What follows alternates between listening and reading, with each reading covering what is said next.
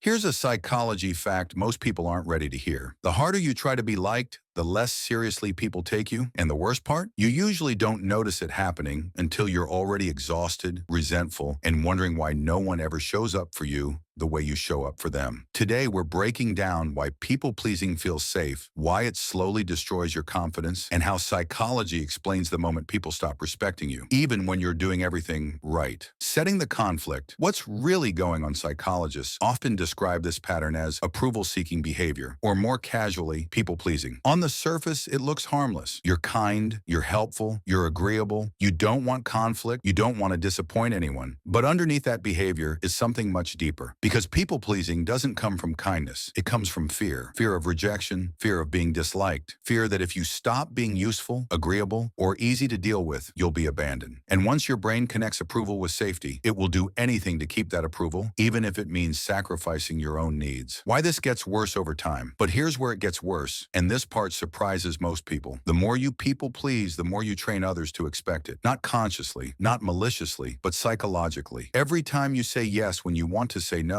you send a signal. My boundaries are flexible. My needs come second. I'll adjust, even if it costs me. And human beings, without thinking, respond to that signal. The dark truth, respect versus liking. Here's the uncomfortable truth psychology keeps pointing to. People don't respect you because you're nice. They respect you because you respect yourself. Respect is built on predictability, boundaries, and self-trust. When someone sees that you'll abandon your own comfort to keep the peace, they don't think, what a good person. They think, this person will bend. And bending too often teaches people that your time, energy, and emotions are negotiable. Curiosity. Spike, why you feel so tired all the time? Now here's something many people pleasers don't expect. This is why you're exhausted. Not physically, emotionally, because you're constantly monitoring what people expect, how others might react. Whether you're doing enough, whether you upset someone without realizing it, your nervous system never fully relaxes. You're always on. And psychology shows that chronic people-pleasing keeps your brain in a low-level threat state, similar to anxiety. How this pattern starts. So where does this come from? For most people, people-pleasing starts early. As a child, you may have learned that being good equals being loved. Being quiet equals being safe. Being helpful equals being valued. Maybe love felt conditional. Maybe conflict felt dangerous. Maybe approval was unpredictable. So your brain adapted. It learned, if I keep others happy, I'll be okay. That strategy might have protected you once, but as an adult, it quietly becomes self-sabotage. What your brain is actually doing. Here's the key psychological mechanism at play. Your brain prioritizes social safety over personal authenticity. This makes sense. Thousands of years ago, being rejected by the group meant real danger. So your brain still treats disapproval as a threat, even when it isn't. That's why saying no feels scary. That's why disappointing someone feels heavy. That's why you over-explain, over-apologize, and over-give. Your brain isn't weak. It's trying to protect you, but it's protecting you from a danger that no longer exists. The cost you don't see. Here's the truth most people avoid. Every time you abandon yourself to keep someone else comfortable, you teach your brain that your needs don't matter. And the longer that pattern continues, the harder it becomes to even recognize what you want. People pleasers often say things like, I don't know what I want anymore. I feel invisible. I give so much and get nothing back. That's not bad luck. That's conditioning.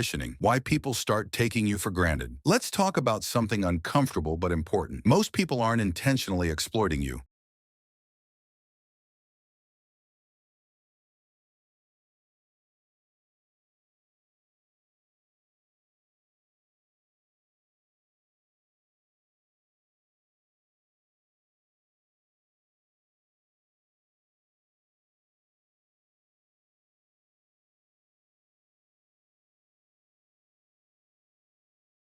Like it belongs to you again. Outro, calm, reflective. This wasn't about becoming tougher. It was about becoming honest. And if something in this video felt uncomfortably accurate, that's not coincidence. It's awareness. And awareness is where real change starts.